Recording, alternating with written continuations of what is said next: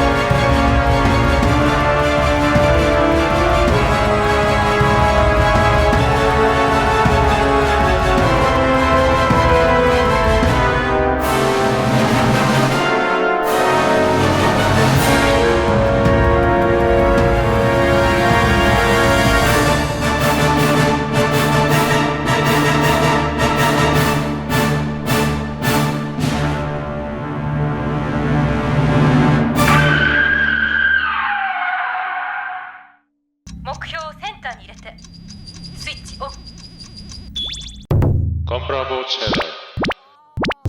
네, 안녕하세요. 건프라보입니다. 오늘은 제가 만들었던 에반게리온을 가지고 건담 베이스 대회를 나가는 날입니다. 저는 부산에 있는 건담 베이스에 참가를 했고요. 대회명은 GPC라고 해서 건담 프라모델 콘테스트라고 합니다. 접수는 현장 접수도 가능했고요. 저는 인터넷으로 미리 접수를 해서 참가를 했습니다. 미성년자가 아니기 때문에 성인부에 참가를 했고요. 성인부 같은 경우에는 도색을 얼마나 잘했는지가 평가 중점이 됩니다. 이번에 제출한 제품은 야시마 작전을 연출하는 내용으로 해서 직접 만든 ESV 방패와 라미에를 이용해서 이렇게 디오라마로 연출을 해서 참가를 했습니다.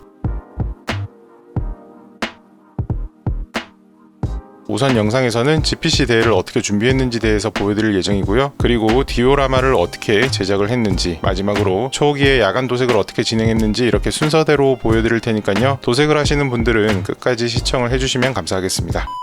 우선 처음은 방패 부분을 수정하는 내용인데요. GPC 규정에는 다른 회사의 데칼을 사용하면 안 되는 규정이 있습니다. 방패를 보시면 이렇게 데칼이 좀 많이 붙어 있는데 메일로 직접 문의를 해봤는데 만든 데칼은 사용이 가능하다고 합니다. 여기 ESV라고 적혀 있는 데칼은 레이저 물전사지를 이용해서 직접 만든 데칼입니다. 그래서 이 부분을 제외하고 나머지 데칼을 제거를 해야 되는데요. 마감제까지 뿌린 상황이기 때문에 그냥 같은 색상으로 덮어주는 과정을 진행을 해줬습니다.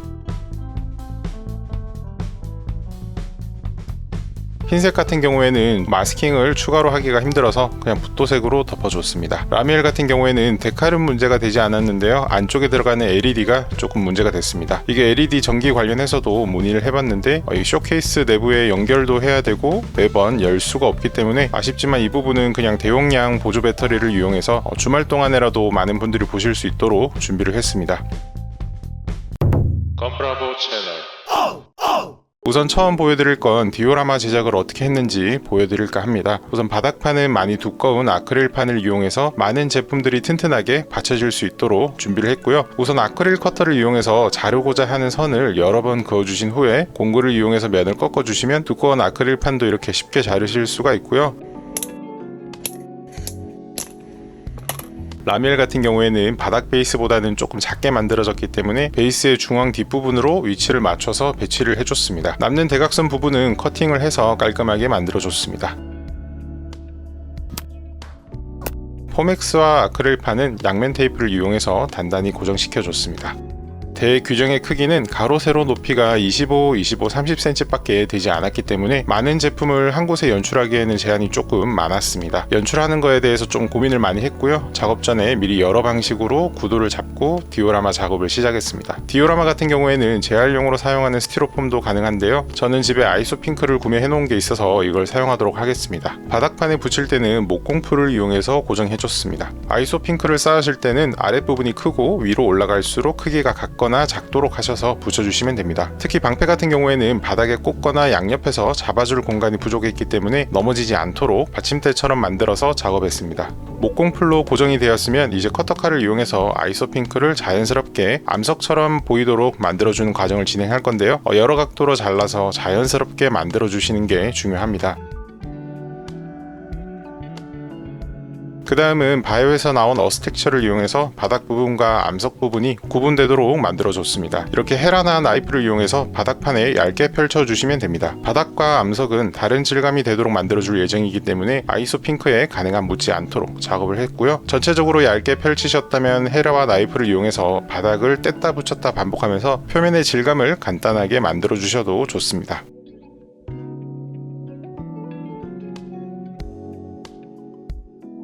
그 다음에 핸디코트와 젯소를 9대1로 섞어줄 건데요. 핸디코트가 9, 젯소가 1입니다. 젯소는 뻑뻑한 핸디코트가 바르게 씹도록 묽게 만들어주는 역할을 한다고 생각을 하시면 될 것 같아요. 저는 지금 어스텍처와 핸디코트를 구분해서 사용했는데요. 핸디코트와 젯소만으로도 연출이 가능한 방법은 제 이전 영상을 참고를 해주셔도 좋을 것 같아요. 약간 케이크에 생크림 바르듯이 해서 아이소핑크에 얇게 발라줬습니다. 너무 두껍게 하면 모서리 부분이 뭉개지기 때문에 분홍색이 안 보이는 정도로만 해서 얇게 발라줬습니다. 그 다음 바깥에서 이렇게 부서진 돌을 몇 개 주워 왔는데요. 암석과 바닥면이 만나는 부분에 자연스럽게 보이도록 연출했습니다. 이제 충분히 건조를 해줬고요. 보시면 딱딱하게 다 굳어서 도색이 가능한 상태가 되었습니다. 처음 뿌려줄 서페이서는 전체적으로 어둡게 연출할 거기 때문에 나즈카 슈퍼헤비라고 해서 어두운 색의 진회색의 서페이서를 전체적으로 뿌려줬습니다. 특히 저 모래 디오라마 재료를 이용한 바닥은 표면이 울퉁불퉁하기 때문에 다양한 방향으로 뿌려주셔야 제대로 도색이 가능합니다. 이후에는 레드 브라운 컬러를 이용해서 바닥 부분에만 갈색을 뿌렸습니다.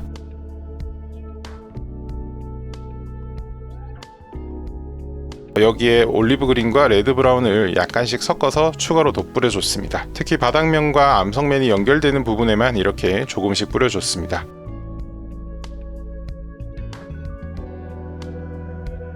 다음은 뉴트럴 그레이 2번인데요. 밝은 회색 도료를 이용해서 암석 부분의 윗부분만 조금 밝게 구분되도록 도색했습니다. 서페이서는 암석의 중간 색상이 되고 뉴트럴 그레이 2번이 밝은 색상이 됐습니다. 마지막으로는 뉴트럴 그레이 5번 진한 회색을 이용해서 뒷부분이나 면이 꺾이는 부분에 어둡게 되도록 뿌려줬습니다. 개인적으로는 디오라마의 블랙 색상을 이용하면 조금 강한 느낌이 많이 들기 때문에 저는 이렇게 진한 회색까지만 사용하도록 할게요. 그 다음 바이오에서 나온 피그먼트 번트 시엔나를 이용해서 조금 밋밋한 바닥면에 갈색 부분을 조금 추가해 주도록 할 텐데요. 파스텔을 이용하셔도 상관은 없습니다. 저는 페널라인 악센트 브라운 컬러와 피그먼트를 섞어서 붓으로 드라이 브러싱을 해줬는데요. 특히 아까 나이프로 끝에 울퉁불퉁하게 만들어진 부분에만 이렇게 드라이 브러싱 작업을 했고요. 처음엔 좀 진한 색상이지만 마르게 되면 이렇게 조금 밝은 갈색이 되기 때문에 이 부분을 감안하셔서 작업을 하시면 됩니다.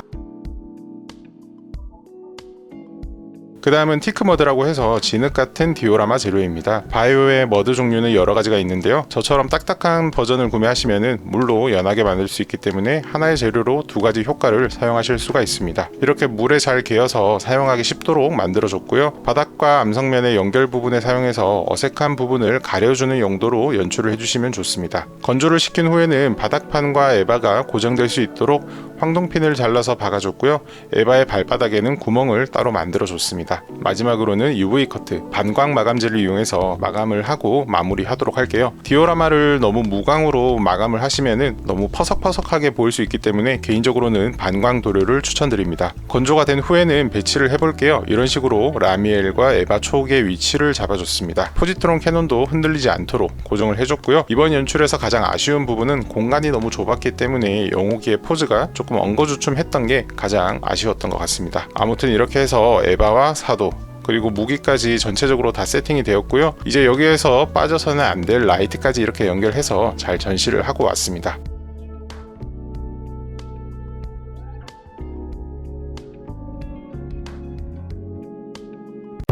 컴프라보 채널 다음은 초기의 야간 도색입니다. 보이시는 것처럼 UV 불빛에 반응하는 도료를 이용해서 작업을 했고요. 어떻게 작업했는지 단계별로 보여드리도록 하겠습니다. 우선 메인 컬러인 보라색은 밝은 그레이 서페이서를 뿌려줬습니다. 어두운 색의 서페이서는 보라색을 더 칙칙하게 만들 수 있기 때문에 밝은 색상을 가능하면 이용을 했고요. 그리고 이번에 RG 야간 버전의 초기가 출시가 됐는데 보이시는 것처럼 펄 재료가 들어간 보라색 느낌이 굉장히 강합니다. 반다이에서 나온 야간 초기, 코토부케에서 나온 야간 초기, 둘 다 제대로 된 야간 버전의 초기가 아니라는 생각이 조금 들었고요. 개인적으로 저는 극장판 파에서 나온 발디엘 전투 부분이 가장 어울리는 야간 초기의 색상이라고 생각이 들고요. 가야노츠에서 출시된 초기 전용 도료를 이번에 사용을 하도록 하겠습니다. 한국에서는 구할 수 없는 도료이기 때문에 아껴가면서 작업을 했습니다.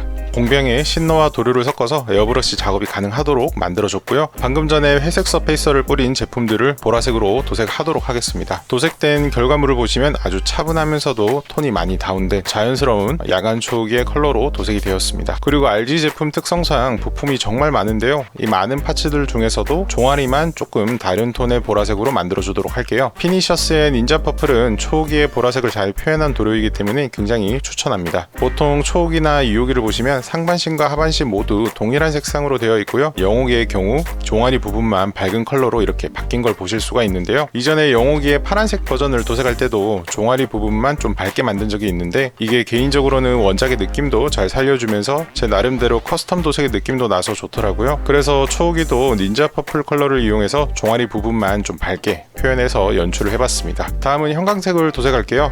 이 형광빛도 서페이서는 밝은 색상을 가능하면 사용을 해주셔야 됩니다. 가야노츠에서 나온 형광그린은 잘 구하기가 힘들어서 저는 IPP에서 나온 형광그린을 이번에 사용을 해서 도색하는 걸 보여드릴게요. 형광그린은 연하기 때문에 2번 정도는 반복을 해서 뿌려줘야 됩니다. 2번을 뿌리시면 이렇게 강한 형광색이 잘 표현이 되고요. 여기에 이제 UV 라이트로 테스트를 하니까 이런 식으로 반응이 잘 되는 것도 보실 수가 있습니다.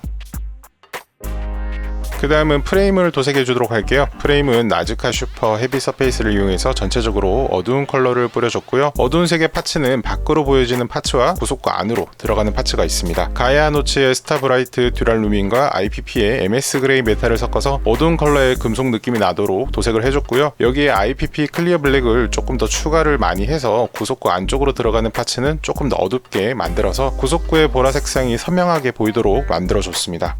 그리고 포지트론 캐논 같은 경우에는 보이시는 것처럼 바닥 부분에 이렇게 받침대가 하나 있는데요. 이게 생각보다 전시를 하기에 굉장히 껄끄러운 부분이기 때문에 이 부분은 빼고 진행을 하도록 하겠습니다. 우선 제품을 다 분해를 해줬고요. 부품이 굉장히 작은 게 많기 때문에 분실하지 않도록 조심을 하셔야 됩니다. 그리고 이번 파츠에 이렇게 난색 계열로 되어 있는 부품들이 좀 많은데요. 초기에 빨간색과 주황색이 남아있고 포지트론 캐논에 들어가는 주황색상이 있습니다. 우선 전체적으로 빨간색과 주황색 모두 난색 계열이기 때문에 나즈카 핑크 서페이서를 뿌려서 해당 색상들이 조금 더 선명하게 표현되도록 만들어줬습니다. 클리어 오렌지와 에바 옐로우 컬러를 섞어서 주황색을 만들어줬고요. 포지트론 캐논은 무기이기 때문에 여기에 레드 브라운을 조금만 더 섞어서 채도가 낮은 어두운 주황색이 되도록 만들어줬습니다. 빨간색 같은 경우에는 주황기가 없는 선명한 이탈리안 레드 컬러를 사용해서 특히나 보라색과 좀 잘 어울리도록 만들어줬습니다. 나머지는 이제 포지트론 캐논의 도색인데요. 흰색 같은 경우에는 아무 회사의 도료를 이용해서 도색을 해주시면 됩니다. 그 다음 블루그레이 컬러를 이용해서 포지트론 캐논의 흰색 외에 다른 부분에 들어가는 파츠를 도색했고요. 마지막으로 올리브 그린 컬러를 이용해서 초기에 있는 조준경에 있는 부품을 도색해서 모든 도색을 완료했습니다. 메인 컬러의 채도가 낮은 보라색, 종아리 부분에만 약간 더 선명한 보라색을 사용했고요. 프레임과 외장 부분에는 어두운 메탈릭 컬러의 부품을 도색했습니다. 포인트 컬러가 되는 형광그린과 선명한 레드 색상, 그리고 주황색과 포지트론 캐논에 들어가는 어두운 주황색, 흰색과 블루그레이, 올리브 그린까지 모두 다 도색을 완료했고요. 컬러 테스트를 하지 않고 진행했기 때문에 조금 어색하면 어쩌나 걱정을 많이 했는데 마음에 들게 잘 조합돼서 도색이 된 것 같아서 다행이었습니다. 마지막으로는 슈퍼 클리어 UV 반광 도료를 전체적으로 뿌려줬습니다. 유광으로 할까도 고민을 좀 많이 했는데 그냥 반광이 잘 어울렸던 것 같아요. 전체적으로 조금 연보라색의 느낌이 있던 초호기가 야간 전투 버전으로 되면서 보라색은 어둡게 형광색은 선명한 그린 컬러로 돼서 마음에 들게 도색이 잘 되었고요. 한 번 더 UV 테스트를 해서 제대로 작업이 됐는지 확인도 했습니다. 오늘도 긴 영상 끝까지 봐주셔서 정말 감사하고요. 저는 다음 시간에 또 재밌는 영상으로 돌아오도록 하겠습니다. 이상 건프라보였습니다. 감사합니다.